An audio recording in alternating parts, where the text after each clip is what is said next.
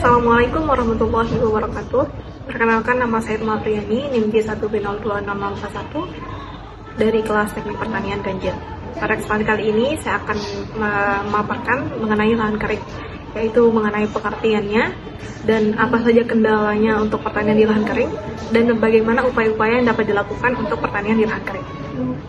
Baik, yang pertama, apa pengertian lahan kering?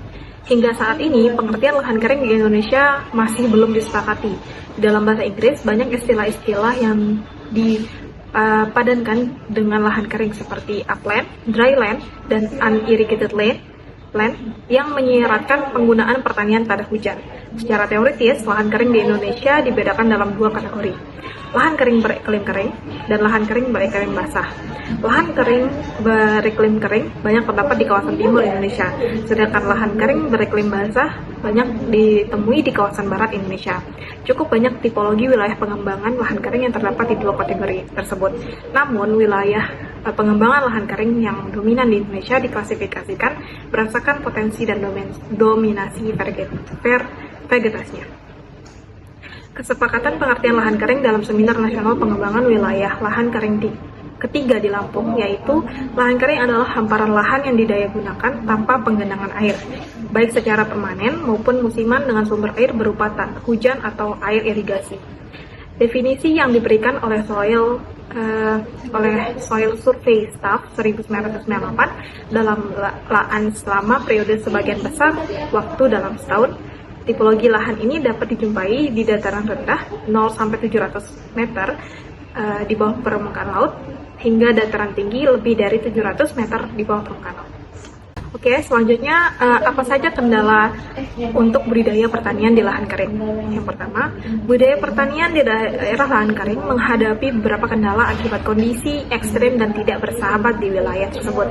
Beberapa kendala tersebut antara lain yang pertama, keterbatasan air sebagai faktor pembatas dalam memproduksi tanaman pertanian. Yang kedua, musim tanam yang sangat pendek dan hanya beberapa tanaman yang tepat dibudidayakan.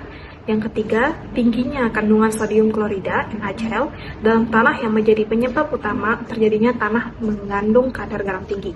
Dan yang keempat, daya kapilaritas tanaman yang sangat tinggi akibat tingginya evaporasi yang menyebabkan tanah mengandung kadar garam yang tinggi.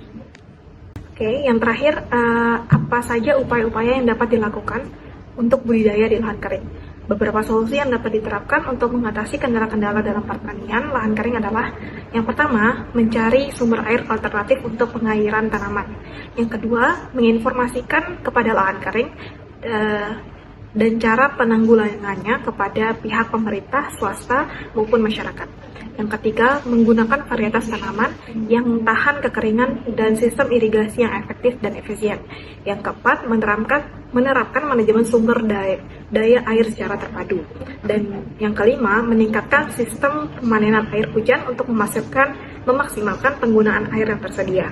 Dengan menerapkan solusi-solusi tersebut, diharapkan dapat membantu petani dalam meningkatkan produktivitas pertanian di lahan kering dan mengurangi dampak ditimbulkan oleh kondisi ekstrim dan tidak bersahabat di wilayah tersebut.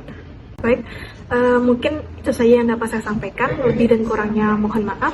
Wassalamualaikum warahmatullahi wabarakatuh.